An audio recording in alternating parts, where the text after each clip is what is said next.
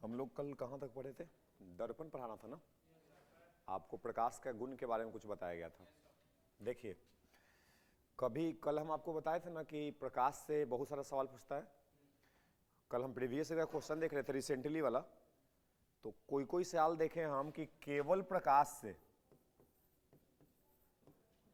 15 तक सवाल पूछा है, केवल एक चैप्टर से। टोटल क्वेश्चन कितना आता है? 30 से 15 तक सवाल पूछा गया प्रकाश से। मात्र मतलब एक चैप्टर से 15 सवाल पूछ दिया है। अब बहुत ऐसा साल में देखे हम कि 10 से ऊपर सवाल है, 10 प्लस 10 से 15 सवाल के बीच में कम से कम 4 से 5 साल सवाल आया है। ठीक है, तो इसका इंपॉर्टेंस बहुत ज्यादा है। कितनों कम पूछेगा तो 6 सवाल पूछेगा, कितनों कम पूछेगा तो आज ज्यादा से ज्यादा आप देख रहे हैं ना कि 15 तक पहुंच जाता है।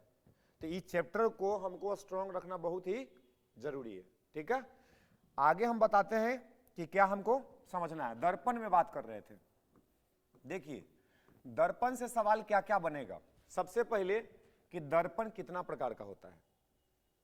ठीक है, दर्पण किसको कहते हैं? दर्पण का परिभाषा सीधा सीधा कि कांच का एक टुकड़ा जिसका एक सतह चांदी से रंगा हुआ हो, उसी को दर्पण कहते हैं। जैसे ये अगर कांच का एक टुकड़ा मान लिया जाए कि कांच का एक टुकड़ा है और इसका एक सतह को हम क्या करें, सिल्वर से रंग दें, चांदी से रंग दें, तो दर्पण बन जाएगा। ठीक है, ऐसे पेंट से रंग देंगे तो पेंट से इसको रंग देते हैं। जैसे दीवार वाला जो पेंट होता है ना, या लकड़ी वाला पेंट होता है जो बाजार में बिकता है, अगर वो पेंट कांच पे कर दें, ऐसे करके देखें मुंह, तो मुंह दिखेगा? नहीं दिखेगा। क्या दिखेगा? जो पीछे पेंटवा किया वो पेंटवा दिखेगा। समझ रहे हो? चांदी से रंगने से क्या होता है कि चांदी से रंग दिया ना तो चांदी प्रकाश का सबसे अच्छा परावर्तक है।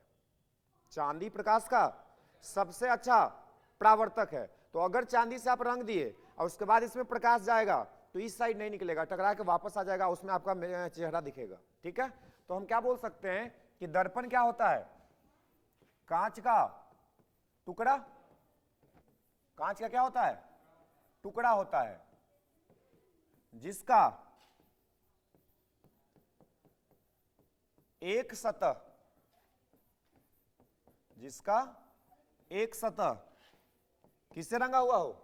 सिल्वर। सिल्वर मतलब चांदी से रंगा हुआ हो, उसे क्या कहेंगे? दर्पण। कांच का एक टुकड़ा जिसका एक सतह सिल्वर से रंगा हुआ हो, उसको हम क्या कहेंगे? दर्पण। कोई दिक्कत नहीं है, घर में हम दर्पण देख रहे हैं। अब हमको समझना क्या है कि दर्पण कितना प्रकार के होता है। दर्पण कितना प्रकार का होता है? दर्पण के प्रकार देखो, आपसे जो सवाल पूछा जाएगा और जो दर्पण हम लोग पढ़ते हैं वो मुख्यतः 2 प्रकार के होता है। कितने प्रकार के होता है? एक को बोलते हैं हम लोग, एक को बोलते हैं समतल दर्पण। क्या बोलते हैं? एक को बोलते हैं समतल दर्पण, एक को बोलते हैं, और एक को क्या बोलते हैं? गोलीय दर्पण। क्या बोला जाता है? गोलीय दर्पण। अब ये दोनों से सवाल आपसे बहुत बार पूछा गया, समतल दर्पण और गोलीय दर्पण से। समतल दर्पण देखिए क्या क्या याद रखना है। समतल दर्पण के बारे में पूछा जाए कि इसका त्रिज्या, देखो हम लिख देते हैं त्रिज्या। त्रिज्या माने रेडियस, फोकस या केंद्र या फोकस दूरी, या फोकस दूरी। अगर इसमें से कोई भी चीज पूछा जाए कि समतल दर्पण का त्रिज्या, फोकस, केंद्र, फोकस दूरी कहां होता है, तो इस सब का एक आंसर है कि अनंत पर होता है। कहां होता है? अनंत पर हो गया। चारों क्वेश्चन का आंसर याद रहेगा। समतल दर्पण का त्रिज्या, फोकस, केंद्र, फोकस दूरी कुछ भी पूछा जाए सब कहां बोलना है? अनंत पर बोलना है। ठीक बात है। अब अगला क्वेश्चन क्या पूछेगा समतल दर्पण में कि समतल दर्पण से जो प्रतिबिंब बनता है, समतल दर्पण से जो प्रतिबिंब बनता है इसका गुण बताइए, समतल दर्पण से बनने वाले प्रतिबिंब का गुण बताइए कि कैसा प्रतिबिंब बनाता है। तो समतल दर्पण से जो प्रतिबिंब बनता है इसका गुण याद रखिएगा कि ये काल्पनिक होगा। कैसा होगा? काल्पनिक होगा, सीधा होगा तथा बराबर आकार का होगा। कैसा होगा? बराबर आकार का होगा। ये तीन गुण को गुण याद रहेगा। कैसे याद रखना है कि समतल दर्पण में हम अपना चेहरा देखते हैं ना, तो बताओ समतल दर्पण में जब चेहरा देखते हैं तो चेहरा बड़ा दिखता है, छोटा दिखता है कि बराबर दिखता है? रोज ऐनक देखते हैं आप लोग, तो ऐनक में बताओ बराबर दिखता है ना। तो समतल दर्पण में जो प्रतिबिंब बनता है वो बराबर आकार का होता है। सीधा देखते हैं मुंह तो दिखता है पैर कि मुंह दिखता है, इसका मतलब सीधा होता है। और समतल दर्पण में जो तुम्हारा चेहरा दिख रहा है, क्या वो चेहरा को पर्दा पे उतार सकते हैं? नहीं उतार सकते, नहीं उतार सकते। समतल दर्पण में जो चेहरा दिख रहा है ना, उसको हम चाहें कि स्क्रीन पे ले आए, स्क्रीन बने पर्दा, तो समतल दर्पण में जो चेहरा दिख रहा है क्या वो स्क्रीन पे लाया जा सकता है? नहीं लाया जा सकता है। इसका मतलब कैसा है? काल्पनिक है। तो समतल दर्पण से जो प्रतिबिंब बनता है उसका गुण क्या है? क्लियर हो रहा है? एक चीज और याद रखना कि इसमें पार्श्व बदल जाता है। जो प्रतिबिंब बनता है ना, इसका पार्श्व बदल जाता है। पार्श्व का मतलब साइड, पार्श्व का मतलब जैसे समतल दर्पण के आप सामने खड़ा हो जाइए, आप अपना दायां हाथ उठाइए, समतल दर्पण में बायां हाथ उठेगा। आप यहां पे अपना कान पकड़िए दायां वाला, और समतल दर्पण में देखिए कि आपका आप ही का प्रतिबिंब है, तो समतल दर्पण में कौन वाला कान पकड़ेगा? तो आप यहां दायां पकड़िएगा तो उसमें बायां पकड़ेगा। तो इसको क्या बोलते हैं? पार्श्व बदल जाना। ठीक है? इसमें क्वेश्चन इस तरह से भी पूछ सकता है कि अगर ये समतल दर्पण है तो बताइए किसका पार्श्व बदलेगा। ऑप्शन में दे देगा, पहला ऑप्शन ए, दूसरा ऑप्शन बी, तीसरा ऑप्शन ओ, चौथा ऑप्शन आई। ठीक है? बताओ इसमें से किसका पार्श्व बदलेगा? तो पार्श्व तो सबके बदलेगा, लेकिन आपको दिखना चाहिए ना कि बदला है।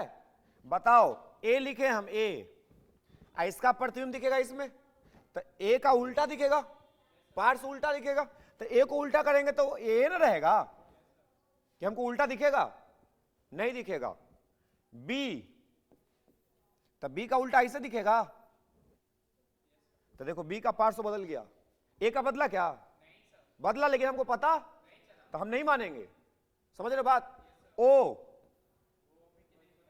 नहीं पता चलेगा, आई नहीं पता चलेगा, तो कौन सा आंसर मानेंगे ऐसा क्वेश्चन में? बी। समझ गए? तो समतल दर्पण का सबसे पहले कि त्रिज्या फोकस, केंद्र फोकस दूरी कहां होता है, उसके बाद समतल दर्पण से जो प्रतिबिंब बनता है वो कैसा होता है, उसका गुण क्या है? काल्पनिक। काल्पनिक क्या लिखा हुआ है? समझ रहे हो ना? काल्पनिक, बराबर, और पार्श्व बदल जाता है। कोई दिक्कत हुआ? आगे सुनिए, हम सब लिखवा देते हैं, पहले समझ लीजिए। इसके बाद क्या बोलेगा कि समतल दर्पण में देखो किस तरह का सवाल बनेगा। समतल दर्पण में जो प्रतिबिंब बनता है ना, वो बराबर दूरी पे भी बनता है। एक और गुण है कि अगर कोई वस्तु है, मान लो ये वस्तु है, क्या ये ओ से नाम देते हैं, ओ से ऑब्जेक्ट, ऑब्जेक्ट माने वस्तु। अगर ये दर्पण से एक्स दूरी पर है, कितना दूरी पर है, तो इसका प्रतिबिंब इसके पीछे बनता है। तो मान लो कि यहां पे प्रतिबिंब बन रहा था, प्रतिबिंब क्या बना, तो ये प्रतिबिंब का दूरी भी दर्पण से बराबर होगा। अगर वस्तु एक्स दूरी पे था तो प्रतिबिंब भी एक्स दूरी पर ही रहेगा। क्लियर है? तो समतल दर्पण में बनने वाला प्रतिबिंब का आकार बराबर, दर्पण से दूरी भी बराबर होगा। क्लियर हुआ? अगला पॉइंट देखो, अगर ये वस्तु मान लो कि रुका हुआ नहीं है, ये चल रहा है इधर की ओर, तो दर्पण के तरफ जा रहा है। मान लो कि भी मीटर पर सेकंड से जा रहा है, कितना से जा रहा है, तो पूछेगा कि बताओ प्रतिबिंब कितना से चलेगा, भी मीटर पर सेकंड। अगर कोई वस्तु समतल दर्पण के सामने भी मीटर पर सेकंड से चल रहा है, किसके सापेक्ष में चल रहा है, दर्पण के सापेक्ष में। किसके सापेक्ष में चल रहा है, तो अगर दर्पण के सापेक्ष में भी से चल रहा है, भी का वैल्यू कुछ भी दे सकता है, 2 मीटर पर सेकेंड, 4 मीटर पर सेकेंड, 5 मीटर पर सेकेंड, कुछ भी दे सकता है। तो अगर कोई वस्तु समतल दर्पण के सामने 2 मीटर पर सेकेंड, 3 मीटर पर सेकेंड, ऐसा कोई भी सवाल पूछे तो बोलेगा, सब पूछेगा आपसे क्या कि बताइए कि अगर वस्तु भी मीटर पर सेकेंड से चल रहा था तो प्रतिबिंब दर्पण के सापेक्ष में कितना मीटर से चलेगा और किस दिशा में चलेगा? तो ये चलेगा दर्पण के तरफ ही। अगर वस्तु दर्पण के तरफ है तो प्रतिबिंब भी दर्पण के तरफ ही आएगा। अगर ये भी से चला है तो ये भी कितना से चलेगा? भी से चलेगा। क्लियर हुआ? ये आंसर कब देना है? ये आंसर देना है तब कि अगर ऑब्जेक्ट वेलोसिटी ऑफ, इसको क्या पढ़ेंगे? वेलोसिटी ऑफ ऑब्जेक्ट माने वस्तु का वेग किसके सापेक्ष में? मिरर के सापेक्ष में। मिरर माने दर्पण। ये क्या लिखा हुआ है? पढ़िए, velocity of object with respect to mirror. Velocity of object with respect to, वस्तु का वेग दर्पण के सापेक्ष में। वस्तु का, ओ से ऑब्जेक्ट, ऑब्जेक्ट माने तो वस्तु का, भी से वेग, तो वस्तु का वेग किसके सापेक्ष में? मिरर के सापेक्ष में। किसके सापेक्ष में? इसका जो मान होगा velocity of image with respect to mirror के बराबर होगा। मतलब प्रतिबिंब का वेग दर्पण के सापेक्ष में जितना भी होगा वो वस्तु के बराबर होगा। एक सवाल तो ये हुआ। इसी में देखो घुमा देगा, कहेगा कि वस्तु का वेग अगर मान लो कि दर्पण के सापेक्ष में 2 मीटर पर सेकेंड है, कितना मान लेते हैं? दर्पण के सापेक्ष में। तो आप बताओ कि वस्तु का वेग प्रतिबिंब के सापेक्ष में कितना होगा? बोलिए, आंसर दीजिए। ऑप्शन देते हैं हम, 2 मीटर पर सेकेंड, 4 मीटर पर सेकेंड, 6 मीटर पर सेकेंड, 0। हाँ तो देखो ये क्वेश्चन पे ध्यान देना है, समझ रहे हो? आई पॉलिटेक्निक में ये सब पूछा जाता है, जो हम बोल रहे हैं अच्छे से समझना है। अगर दर्पण के सापेक्ष में पूछेगा तो बराबर रहेगा। ये दिमाग में बैठ गया ना कि वस्तु का वेग दर्पण के सापेक्ष में, प्रतिबिंब का वेग दर्पण के सापेक्ष में हमेशा। लेकिन अब क्या क्वेश्चन है कि वस्तु का वेग किसके सापेक्ष में बताओ? प्रतिबिंब। आई से क्या है? इमेज। इमेज माने प्रतिबिंब। तो अब क्या पूछ रहा है कि वस्तु का वेग इमेज के सापेक्ष में क्या होगा, प्रतिबिंब के सापेक्ष में क्या होगा? तो यहां पे क्या लिखना पड़ेगा? VO minus VI। क्या लिखना पड़ेगा? अब VO बताओ कितना? 2 मीटर पर सेकेंड। VI कितना? तो ये भी 2 मीटर पर सेकेंड। ये दोनों दर्पण के सापेक्ष में तो बराबर ना होता है। तो ये भी 2 से चलेगा तो ये भी 2 से चलेगा। दिशा देखो, एने वाला दिशा क्या मानते हो? प्लस। एने वाला मानते हैं ना? तो देखो VO क्या है? प्लस 2 लिख लिए। आई वाला क्या होगा? -2। माइनस पहले से लगा है तो माइनस माइनस तो कितना हो गया? समझ में आया? तो इस सब क्वेश्चन के लिए आप तैयार रहिए, ठीक? दर्पण के सापेक्ष में अगर वस्तु चल रहा है तो कौन सा क्वेश्चन पूछ रहा है, शांति से समझिए पहले और उसके बाद आंसर कीजिए। क्या आप इसका तरह का क्वेश्चन बना दीजिएगा? कोई दिक्कत होगा? देखो एक क्वेश्चन और दे दिखाते हैं इधर। अगर कोई वस्तु है 10 मीटर पर सेकंड से चल रहा है, कितना से? तो बताइए इसका प्रतिबिंब कितना से चलेगा? तो इसका आंसर 10 मीटर पर सेकंड ही रहेगा। लेकिन अगर पूछ दे कि वस्तु का प्रतिबिंब, वस्तु का वेग प्रतिबिंब के सापेक्ष में कितना होगा, तब 20, क्योंकि O का 10 माइनस -10 तो माइनस माइनस तो कितना हो गया? 20 मीटर प्रति सेकंड। क्लियर है? तो ये क्वेश्चन है कब?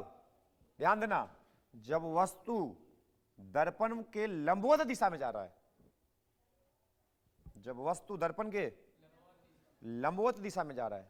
अगर हम इस सवाल को ऐसे कर दें कि समतल दर्पण है, वस्तु दर्पण के दिशा में जा रहा है, लंबवत नहीं, दर्पण के समानांतर दिशा में जा रहा है। ये वस्तु है ना, दर्पण के समानांतर जा रहा है, कितना से? 10 मीटर पर सेकंड से। तो बताइए इसका प्रतिबिंब कितना से जाएगा? हाँ तो 10 मीटर से जाएगा। ये जैसे जैसे ऊपर जाएगा ये भी तो ऊपर जाएगा, तो इसका भी वेग कितना होगा? 10 मीटर पर सेकंड से। क्लियर है क्या? अगर हम बोले इस क्वेश्चन को देखो और कैसे कैसे मोड़ेगा, तो सब तरह का दिमाग में कॉन्सेप्ट होना चाहिए। ऐसा नहीं कि बस एगो पढ़ के गए बाकी में हो गए तो कंफ्यूज हो गए, वैसा नहीं होना है।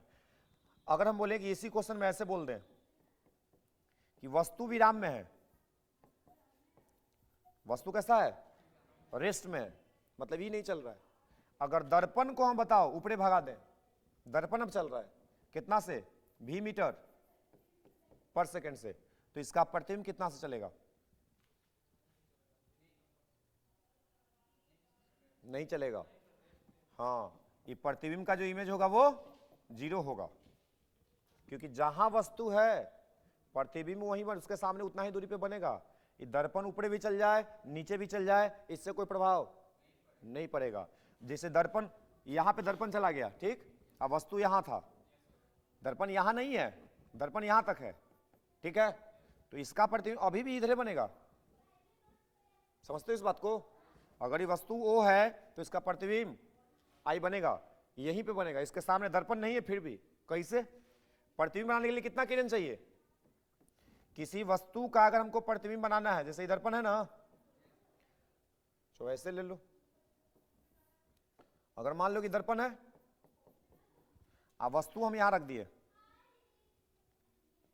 यहां, तो इधर दर्पण है नहीं ना, तो इसका प्रतिबिंब बनाएगा कि नहीं? बनाएगा। देखो कैसे बनाएगा। किसी भी वस्तु का अगर आपको प्रतिबिंब बनाना है कम से कम 2 किरण चाहिए। कितना चाहिए? तो 2 किरण यहां से निकालो, ऐसा गया, सीधा सीधा निकालेंगे। ये यहां से ऐसे जाएगा, यहां से ऐसे जाएगा, फैलेगा थोड़ा,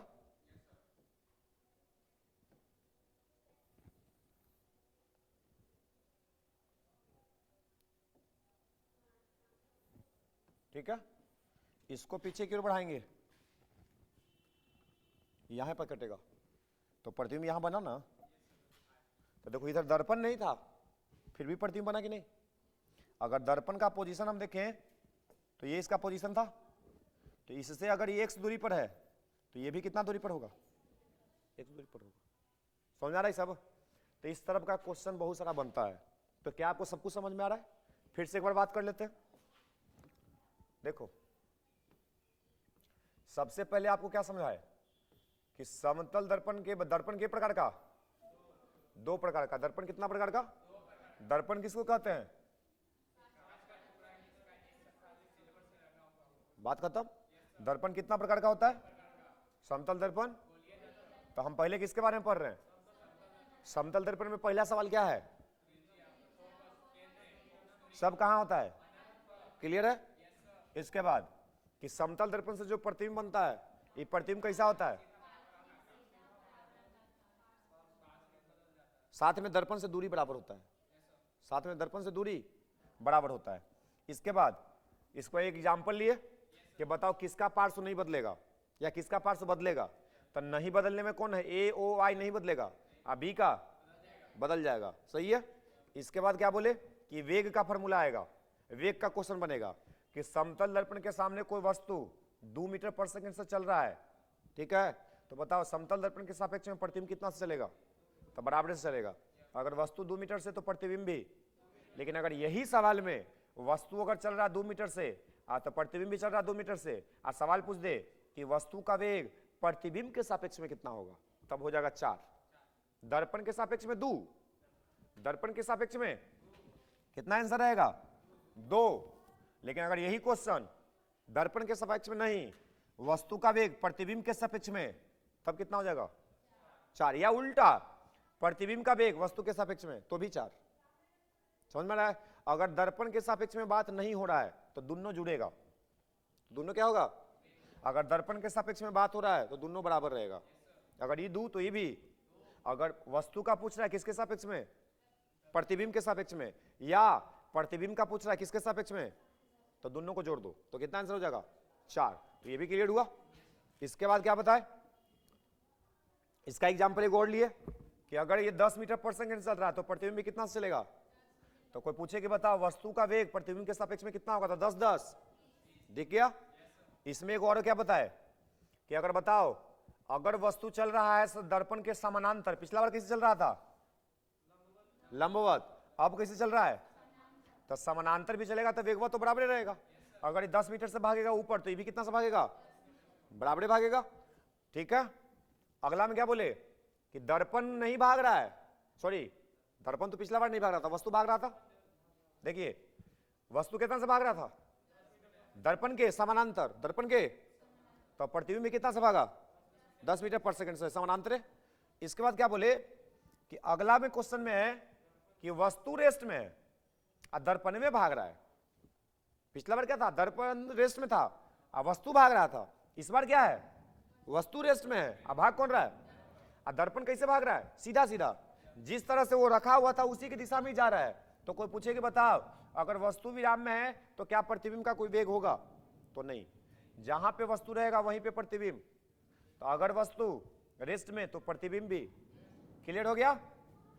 इसके बाद आपको क्या बताए, ये आपको बता रहे थे कि अगर वस्तु के सामने दर्पण नहीं है तो क्या प्रतिबिंब नहीं बनेगा? तो बनेगा।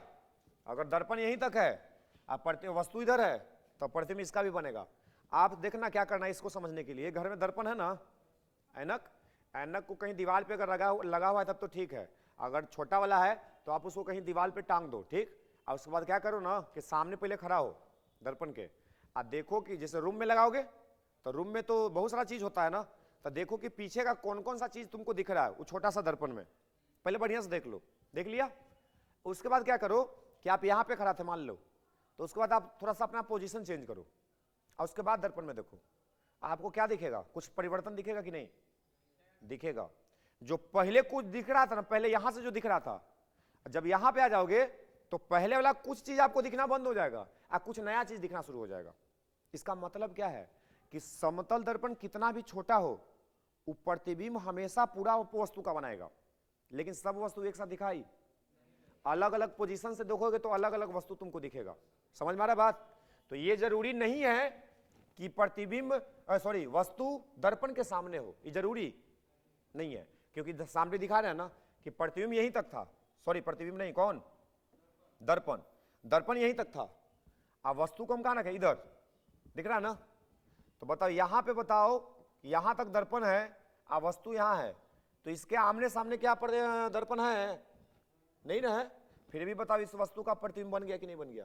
तो समतल दर्पण में होता है, समतल दर्पण का कितना भी छोटा टुकड़ा हो, वो प्रतिबिंब हमेशा सब चीज का बनाएगा, लेकिन एक साथ सब चीज इसमें दिख जाएगा?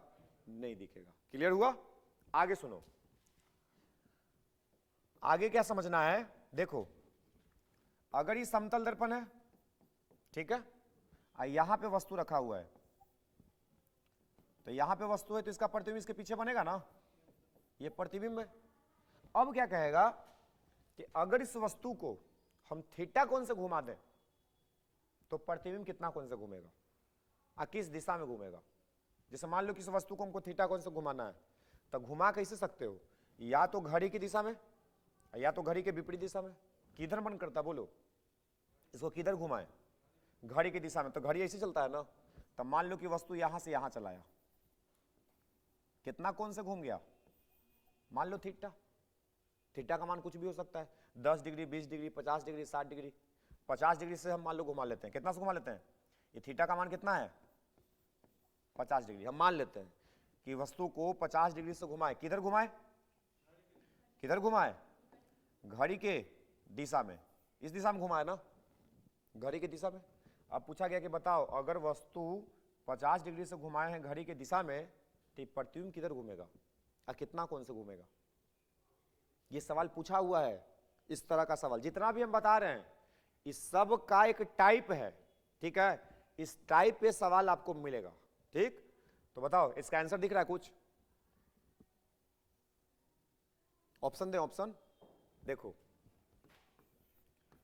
50 डिग्री से क्लॉकवाइज, क्लॉकवाइज मतलब घड़ी की दिशा में, 50 डिग्री से एंटी क्लॉकवाइज, 50 डिग्री से, तीसरा 0 डिग्री से, और चौथा 100 डिग्री से क्लॉकवाइज। हाँ बोलो, जो आपको लगता है आंसर कीजिए। ए, और किसी को कुछ? सी, और कौन सा? सी। सी 2 को बच्चा बोला, तुम्हारा भी सी है, 3 बच्चा। एक और कोई बच रहे, बोलो। एक और कोई जवाब दे दो कम से कम, 2 ऑप्शन भी बाकी है। चलो देखो इधर, समझो। अभी तुमको क्या बताए थे हम कि समतल दर्पण में जितना दूरी पे वस्तु रहता है उतना दूरी पे प्रतिबिंब बनता है। बताए थे ना अभी कि अगर ये दूरी x है तो ये भी कितना होगा? होगा। अब वस्तु बताओ यहां से यहां चला गया तो अब तो प्रतिबिंब इसके सामने बनेगा। अगर वस्तु यहां है तो इसके सामने प्रतिबिंब यहां बनेगा ना। तो ये अगर I है तो इसको क्या मान लेते हैं? I डैश, नया पोजीशन। ये O है तो इसको क्या मान लेते हैं? O डैश, नया पोजीशन। अब बताओ, वस्तु यहां पे आया तो प्रतिबिंब यहां पे चला गया। आपको कौन पता करना है, तो कौन तो यहां से निकलेगा। ये ना कौन होगा कि पहले यहां था अब यहां चला गया तो घुमा किधर? क्लॉकवाइज कि एंटी क्लॉकवाइज? देखो वस्तु घुमा था तो प्रतिबिंब घुमा, तो एंटी क्लॉकवाइज कौन सा आंसर है? समझ रहे हो? ऐसे ही सब सवाल पूछा जाता है, ध्यान रखोगे, बिल्कुल आसान है। बुद्धि से नहीं लगाओगे, बुद्धि का प्रयोग नहीं करोगे, फंस जाओगे। ठीक है, तो कौन सा आंसर होगा? आई वाला कौन बताओ बराबर है कि नहीं है?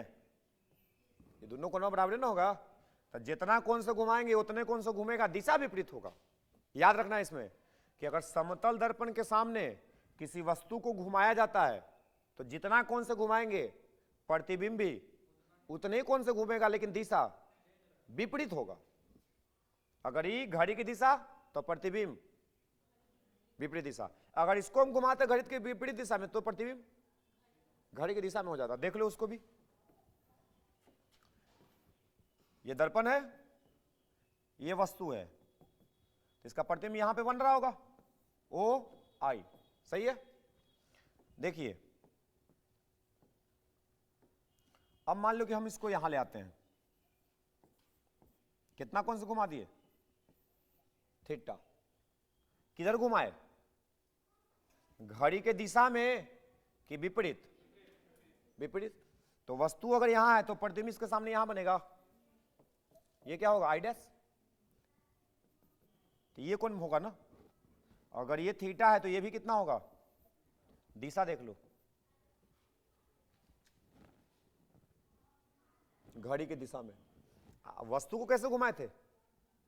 घड़ी के विपरीत दिशा में, एंटी क्लॉकवाइज। तो ये कैसे घुमा? तो दोनों क्वेश्चन दिख गया।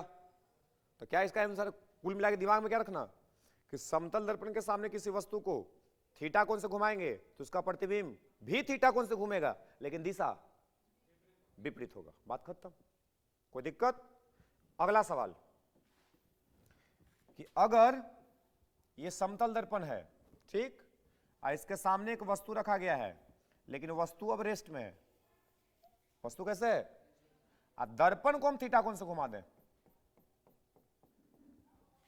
दर्पण को घुमा दिए, वस्तु को नहीं।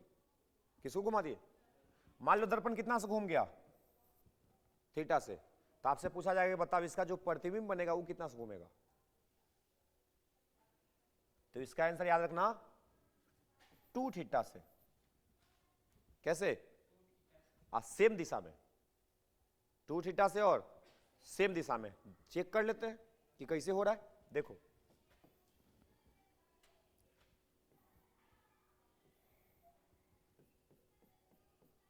ये दर्पण है, ये वस्तु है,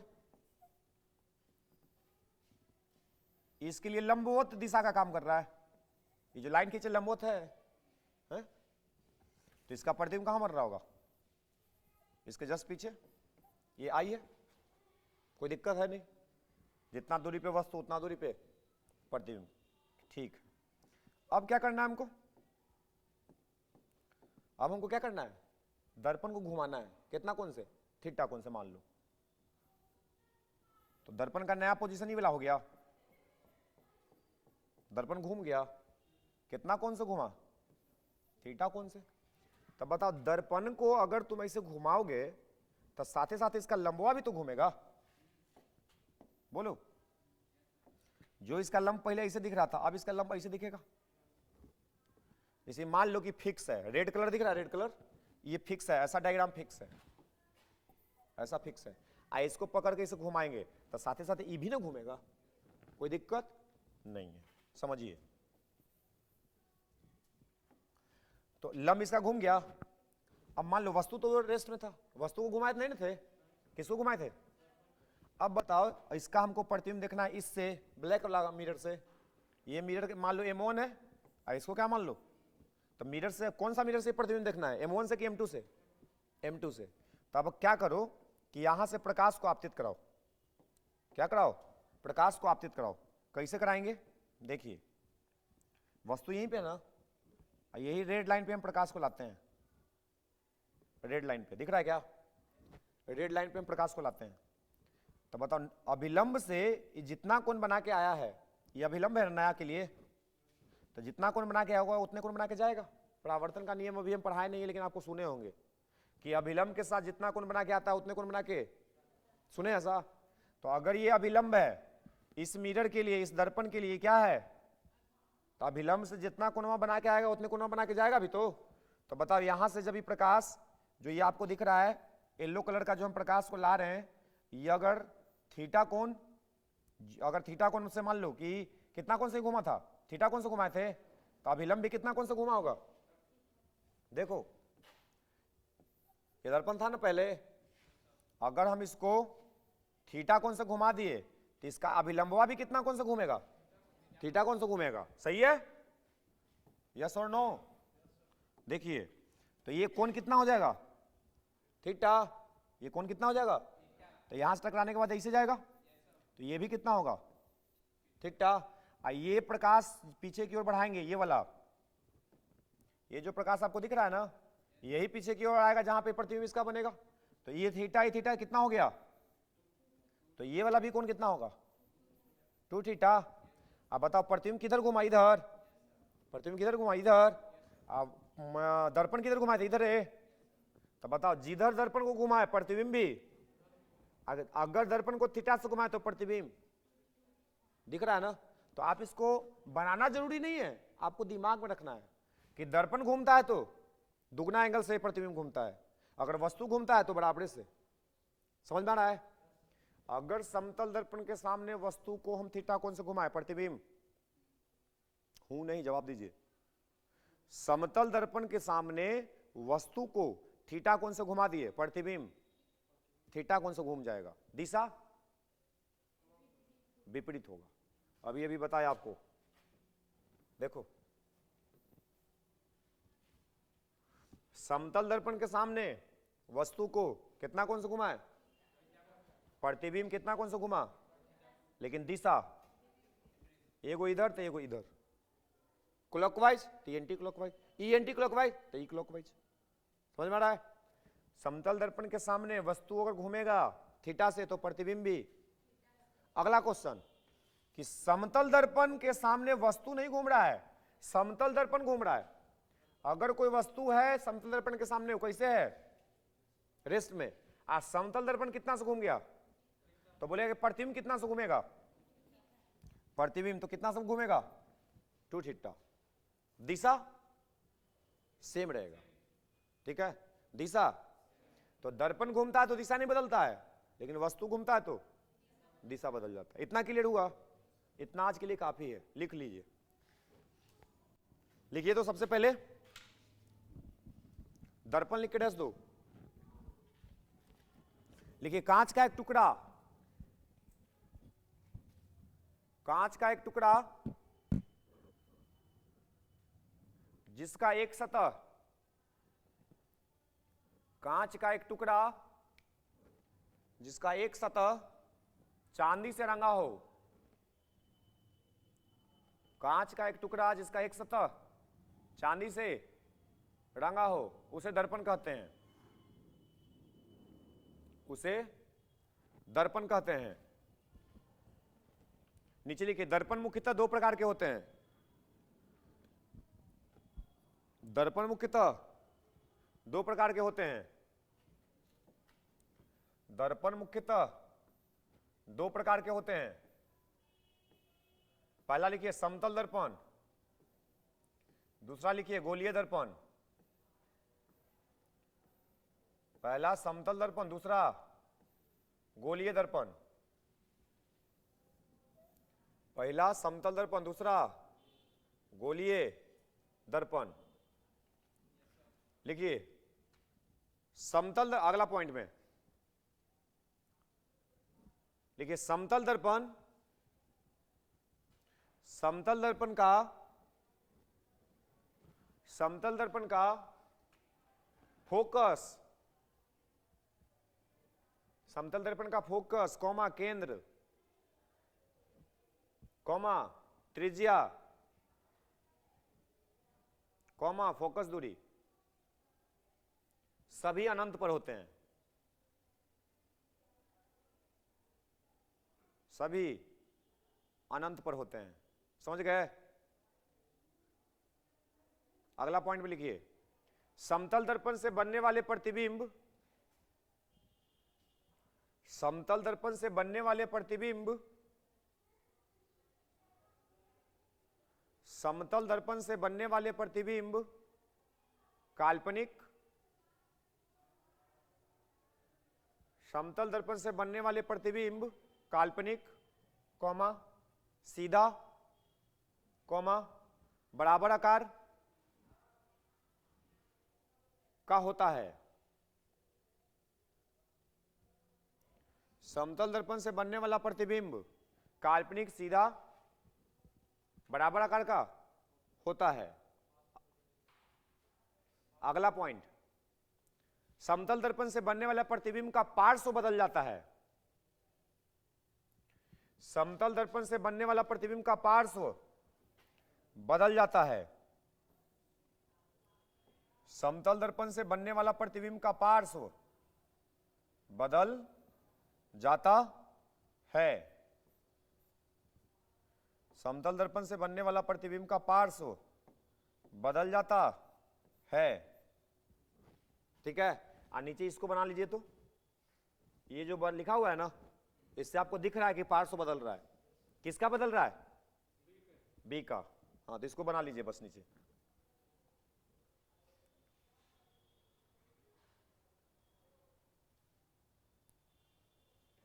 लिख लिए समतल दर्पण से बनने वाला प्रतिबिंब का पार्श्व बदल जाता है। ठीक है, अगला पॉइंट भी लिखिए। तो लिखिए यदि समतल दर्पण के सामने, यदि समतल दर्पण के सामने कोई वस्तु, यदि समतल दर्पण के सामने कोई वस्तु v मीटर पर सेकंड से, यदि समतल दर्पण के सामने कोई वस्तु v मीटर पर सेकंड से दर्पण के लंबवत दिशा में गतिशील है, यदि समतल दर्पण के सामने कोई वस्तु v मीटर पर सेकंड के वेग से दर्पण के लंबवत दिशा में गतिशील है, तो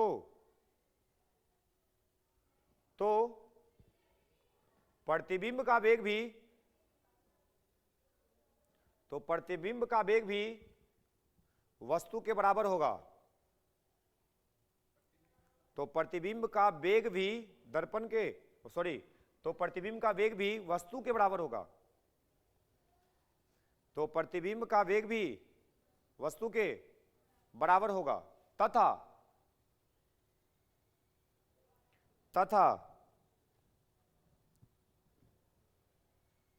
अच्छा, उसमें स्टेटमेंट पर दर्पण की ओर लिखवाए थे नहीं ना? तो तथा दर्पण के लंबवत होगा, खाली लंबवत लिखवाए थे ना? तथा दर्पण के लंबवत होगा। एक बार पढ़ लीजिए। तो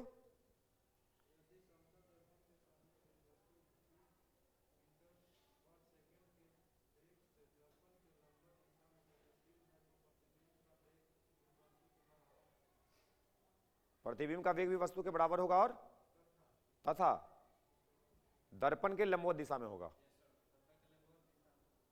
हाँ, दर्पण के लंबवत दिशा में होगा। देखो क्या बोल रहे हैं, अब दिशा में मतलब दर्पण के तरफ जा रहा है कि दूर जा रही, नहीं लिखवाए, खाली लंबवत लिखवा दिए।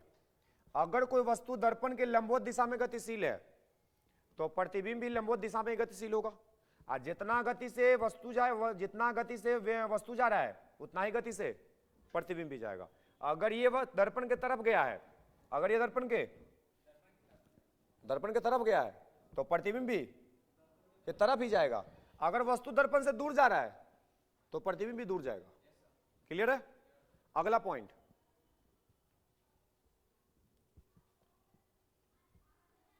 देखिए, यदि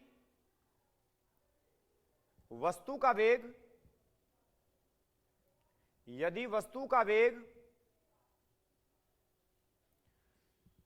दर्पण के सापेक्ष में,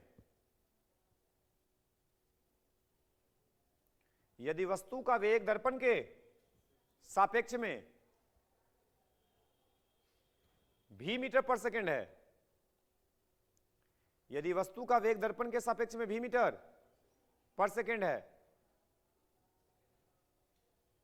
यदि वस्तु का वेग दर्पण के सापेक्ष में v मीटर पर सेकेंड है, तो वस्तु का वेग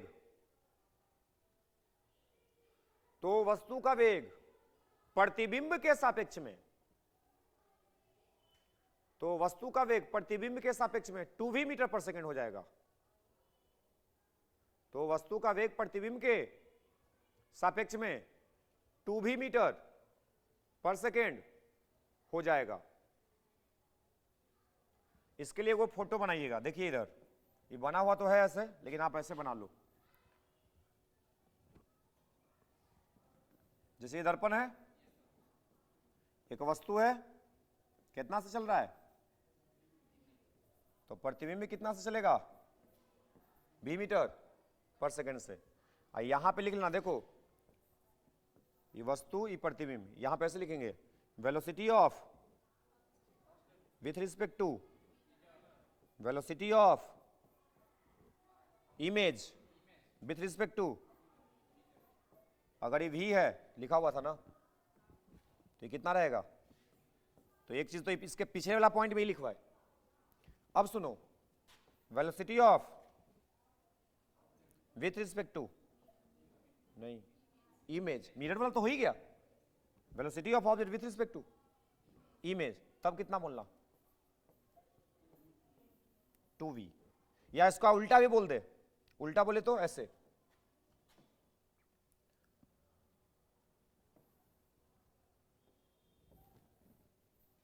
देखिए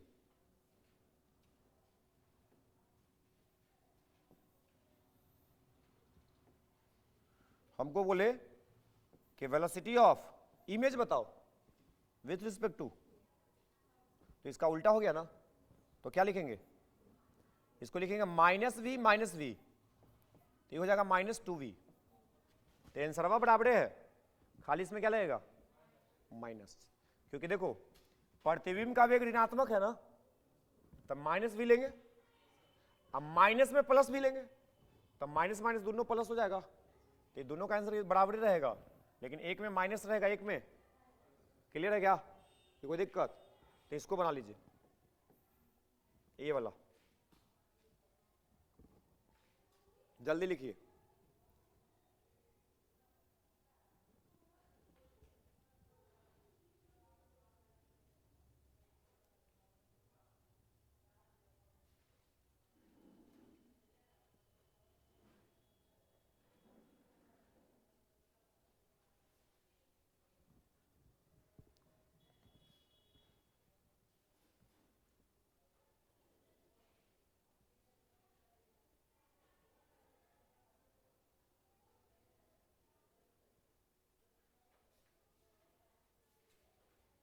हो गया, अगला पॉइंट में लिखो, लिखिए। अच्छा इसको रहने देते, इसको कल लिखवा देंगे। घुमाने वाला, दर्पण के सामने वस्तु को कितना कोण से घुमाएंगे तो प्रतिबिंब कैसे घूमेगा, दर्पण को घुमाएंगे तो कैसे घूमेगा, ये याद तो हो ही गया। वस्तु को घुमाएंगे तो प्रतिबिंब वस्तु घूम रहा है, थीटा कौन से? प्रतिबिंब कितना कोण से? थीटा कोण से। बराबरी कौन से? दिशा उल्टा। अगर दर्पण को घुमा रहे थीटा कौन से? तब प्रतिबिंब 2 थीटा, दिशा सेम। तो इसको कल लिखवा देंगे, ठीक है। आप इतना देख लीजिए, देख के आइएगा एक बार। कल ऐसे केमिस्ट्री है आपका, मैथ और केमिस्ट्री। हाँ मैथ केमिस्ट्री कल होगा। अब कल नहीं, कल फिजिक्स नहीं होगा।